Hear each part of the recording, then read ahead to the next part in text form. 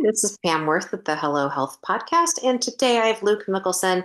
Luke is founder of Sleep in Heavenly Peace, which is a fantastic cause for kids. Luke, thank you for being on. Oh, thanks for having me, Pam. So, tell us a little bit about what you do and how you got into this. Well, yeah, I'm a farm kid from Idaho that stumbled across a problem in my own hometown that I quickly realized was much bigger than my own hometown. From a small town in Idaho, only about 4,000 people. I learned a joy of community and service and getting along with people in my own community because we all knew each other very well. And a part of being a small community and knowing each other, right? I served in my church capacity as what was called a young men's president, and this is back in 2012, so it was 14 years ago. And serving in that capacity, helping boys ages 12 to 17 with their spiritual growth, but their activities, right? Which was basically Boy Scouts. And anyway, serving in this position. We every other week I'd meet with other leaders in the church and we'd talk about what's going on in the communities and people and families that we're helping. Well, one leader talked about a family in my community that I didn't even know the place that they lived at existed. I mean, that's how remote it was. And then she started talking about the things that the family needed. You know, they were on hard times, so they needed food and clothing and rides to school, and the kids didn't have any beds and they needed help with a lot of stuff. And I said, wait a minute, did you just say the kids don't have any beds? And she says, yeah. I said, well, they've got a mattress, right? She says, no, they're just sleeping on the floor. And I think like everybody else in the room, that really hit me.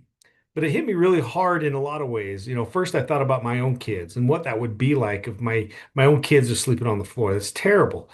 But then I thought about my Boy Scouts, and every youth leader out there knows what I'm talking about when you try to find a good activity that doesn't involve a screen or a phone or something like that for these kids nowadays. That's not easy to do. And I thought, here's a great opportunity to get an Xbox controller out of their hands and put a drill and a sander and teach these boys something. And so that's what we did, built a bunk bed for this family who needed it. And it was a great experience, right? The Boy Scouts got to feel the joy of service and giving back, and of course the kids are off the floor. The parents were grateful; they're getting a better night's sleep. It was just all around a great experience. Well, the next week came around, and this is the first part of December, and I was sitting on the couch with my kids watching Big Bang Theory, and the commercial came on, and my kids wanted another Xbox or whatever. And being around Christmas time, of course they weren't shy to ask Santa for that Xbox. And Pam, it just hit me. Here I am trying to make the world a better place, trying to teach my Boy Scouts the joy of service and appreciate the things they had. And I've got my little kids here that need the same lesson. And so I think like any dad would, I decided then and there, I'm like, you know what, we're gonna teach these kids to appreciate the things they have. Like they got a bed, right? They don't need another Xbox. And then I also wanted them to feel the joy of service. It was about, they were 7 and 10. It was about time that they learned that. So I got up from the couch and started walking to the garage. And my kid said, "Where are you going, Dad?" I said, "You know what? I've got some leftover wood. I'm going to build another bunk bed, and you're going to come and help me." And you know what, Pam? We had a great time. We built this bunk bed. I had no idea what to do with it because I didn't know child bedlessness was a real thing. But ultimately, I wanted my kids to feel these examples and these lessons. Well, now it was all said and done. I again didn't know what to do with this bed.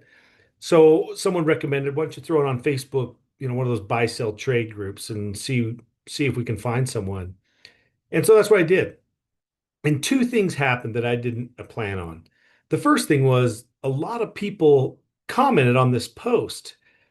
People I didn't know, never met before, and some friends I hadn't talked to for, I don't know, 20 years. And the second shocking thing was is they all knew kids that were sleeping on the floor in my little small hometown. It blew me away that there was that many kids. I thought I solved child bedlessness the week before. And so I was pretty excited to have this bunk bed. Well, I got a call from a friend of mine who said, "Hey, Luke, have you delivered that bed yet? I said, no, I haven't. Why? She says, let me tell you about Haley. Haley's a 6-year-old girl that has never slept on a bed. She's only slept in the backseat of her mom's car. They were homeless. And my friend helped them get into a home. And so I thought, oh, this is perfect. This is exactly what I was looking for. Excuse me. So we loaded this bed up and went out to Haley's new house. And I mean, you can imagine what it looked like, right? We walked in and they didn't have anything. I mean, there was no table or chair to eat cereal out in the morning like I did when I was young, or couch and TV to watch cartoons in the morning. The only thing in the house was a hot plate that had a can of soup on it. That was it. Now, I've seen poverty before. I'd seen, transitioning homelessness and whatnot, but I never really went into those situations looking at it through the eyes of a 6-year-old. And that really put a different perspective on it. Haley didn't know why we were there, but I leaned down and said, Haley, why don't you show me where you sleep? And so she pulled us back into her bedroom, and you could imagine what that looked like. There's holes in the carpet and tears in the wallpaper. The closet door was missing. There's used toys, stacked up in there. But the most shocking thing was when I looked in the corner of the room and there was a pile of clothes sitting there, and that was Haley's bed. It was a little nest that she created. She'd come home from school, take her school clothes off, put on her pajamas, and then sleep on those school clothes, and the very next day put them back on, go to school. And I'd never seen that before. I didn't get to go on the delivery with the Boy Scouts. There was too many of us, so I let the Boy Scouts go. So this was my first experience of seeing a child, the living conditions, the sleeping conditions, without a bed, and it was shocking. Um, I was excited because we had brought her first bed and she didn't know it. So we were bringing in the pieces and putting it together. And I was watching her. I wanted to see what her reaction would be. And ultimately she didn't disappoint. I mean, it was like Christmas morning to her, right? She came over and hugged me and my friend, these two strange dudes in her room making all sorts of racket. And then she did something I'd never seen before. She went and hugged and then kissed the bed. I mean, I'd never seen a child kiss a bed before. I mean, something as simple and ordinary to you and I as a bed. It was crazy. It was heart wrenching. And then, if that wasn't enough to melt your heart, I look up and here's a single mom, and I was raised by a single mom too. Tears just pouring down this poor lady's face, and I just thought, this is more than just a bed, right? This lady, the guilt and the frustration and the worry and all the things that the single mom emotions she was going through. I'm a farm kid from Idaho. I love hunting. I love fishing. I love outdoor sports and college football. I mean, I loved all of it for 35 years. And Pam, in a snap of a finger, in an instant, when I saw all that, none of that mattered to me anymore. I thought for the couple of hours that me and my kids spent building a bed that night, or that week rather, to solve that problem, okay, that was well worth my time. And on the way home, I just looked over to my friend. I said, you know what? No kid's gonna sleep on the floor in my town if I have anything to do with it. So we just started building a bunch of beds. So, which is I love this and it's awesome. So how is this kind of working now? How do you find people to help? How do people find you? What does that look like? So, I learned early on as I started posting, pictures of what we were doing and telling the story about Haley and these other kids, a beautiful thing started happening. I had all sorts of people that wanted to help. We started building beds in my garage that Christmas. We built 21 and delivered them before Santa showed up. And I had complete strangers come over to my house to help build. It was the coolest thing. Like, as soon as people found out that child bedlessness was a real thing, not a real word, but a real problem, they wanted to help. And what better way to help your community than building beds for kids that didn't have any? And it was shocking because number one, I had no idea that this was even a thing, nor how big it was. Child bedlessness represents greater than 3% of the total population of any given town. So town of 100,000 people, there's 3,000 kids sleeping on the floor. And as you and I speak right now, we've grown since that night that year in our garage in 2012 to now we're in 4 countries. We have over 470 chapters that we've trained, and we've built nearly 450,000 beds. And right now on our waiting list, there's over 140,000 kids. And we only cover 30% of the United States, which, it doesn't take rocket science to realize just how big that need really is. And nobody knows about it. That's the shocking thing. And early on when I was building all these beds, I started getting calls from like from CPS, Child Protective Services, foster care, adoption, CASA, these agencies that work with these families. I was like their favorite guy. I didn't know why until someone said, Luke, listen, providing a bed for a child in these types of situations is oftentimes the single hardest thing for us to do. Do you believe that? I, it blew me away. I'm like, you're kidding me. Well, I came to come to find out is because nobody was doing it. Nobody knew about it. No charity there was one charity back in 2012 that I found that was providing beds for kids. That was it, one. And so not only was the need high, but the demand was really high, but the supply was extremely low. These agencies didn't have anybody or companies that were doing what we do now. And so I just knew child bedlessness isn't going to be solved by some farm kid from Idaho in our country. It needs to be solved by our community. And so I quickly put together a kind of a platform for people like myself, just common Joes that could build beds and deliver them to kids in their own communities. And that's why we've grown to where we're at right now. Wow, that's incredible. Do you get people that volunteer labor, volunteer materials? How does that work? Yeah, so typically, the other need that I found was I was in a community of people that, thousands of people that wanted to help. They just don't know how, right? They're wanting to give back. They're wanting to make a difference in their community, and oftentimes they just haven't found what really, rings their bell.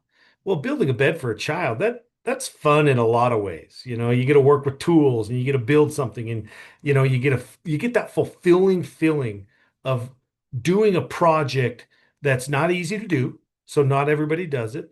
You get to learn a trade, which is fun, woodworking. But you actually are building the item, the product that is going to go and directly help these kids. That's a fulfilling feeling that lots of people don't get. And so when people learn that, oh my gosh, I can volunteer for Sleep in Heavenly Peace and actually handle tools and physically build the beds, I want to see what that's like.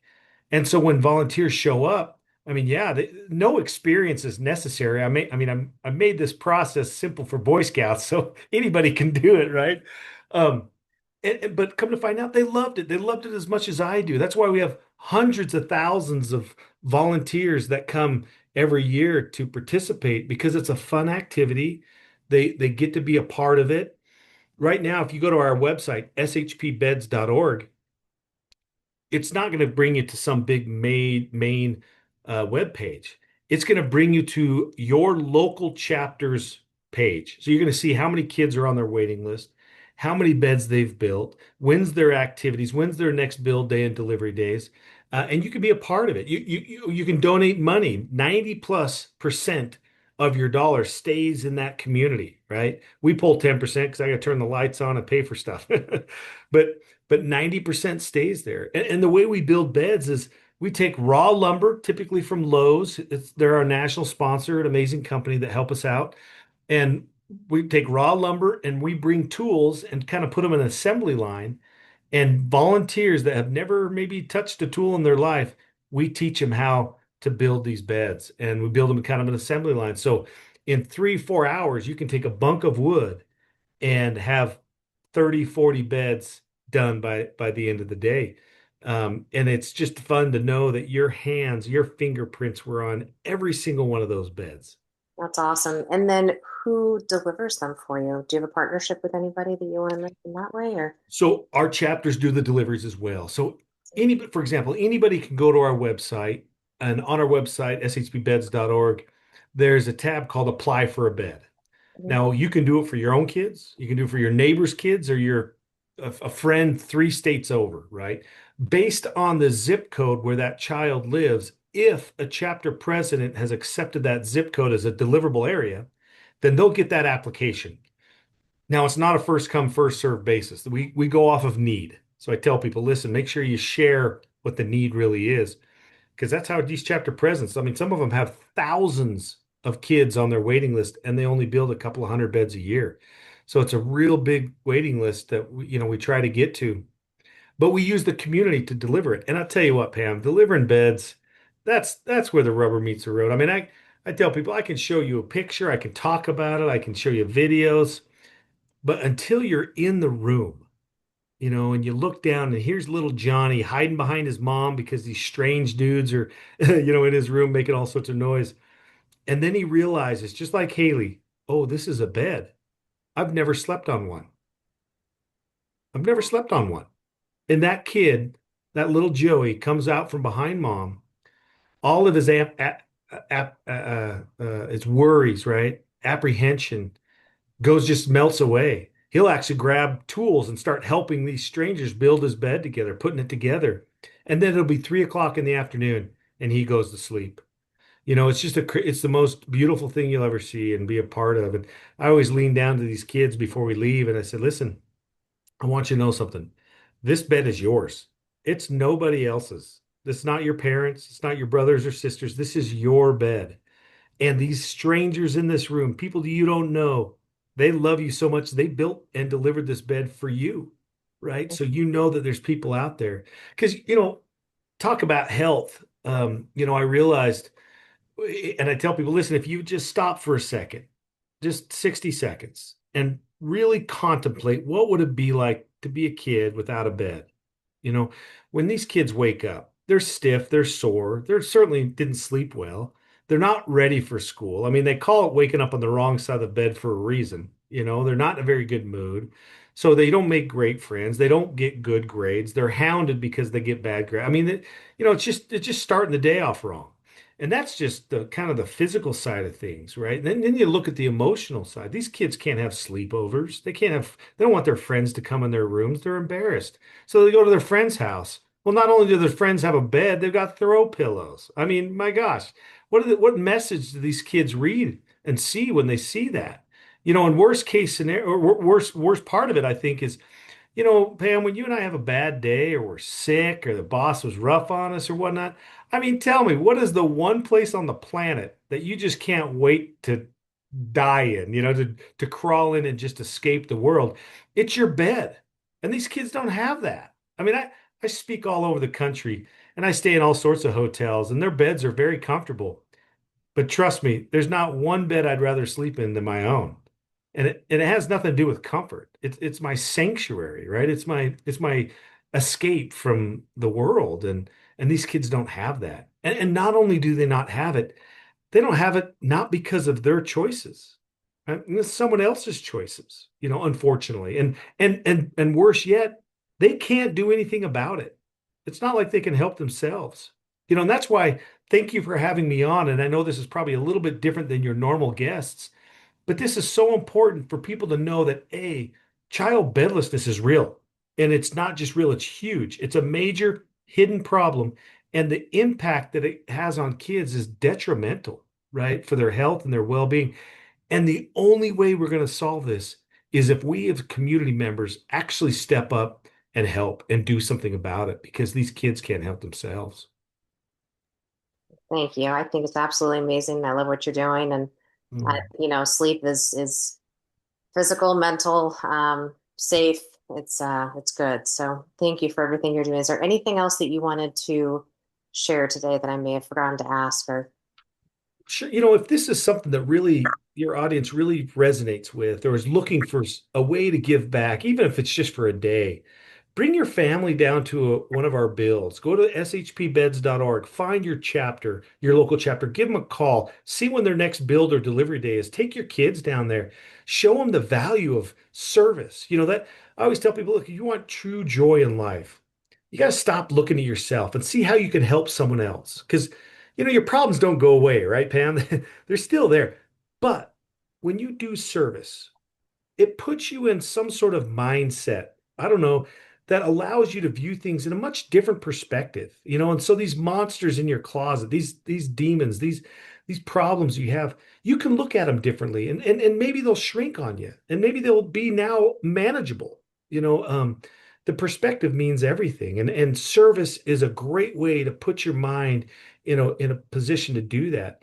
And so you out there, if this is something that really resonates with you, go find your chapter. If there's not a chapter and you really want to, provide this service, you can start a chapter. We have 400 plus chapters, from people that have full-time jobs to retirees that know nothing about woodworking. It doesn't take rocket science to do this. We make it very simple. Our goal is no kid sleeps on the floor in our town. We just want our town to be everybody's town. So thank you for having me on. Well, thank you so much. Appreciate it, Luke.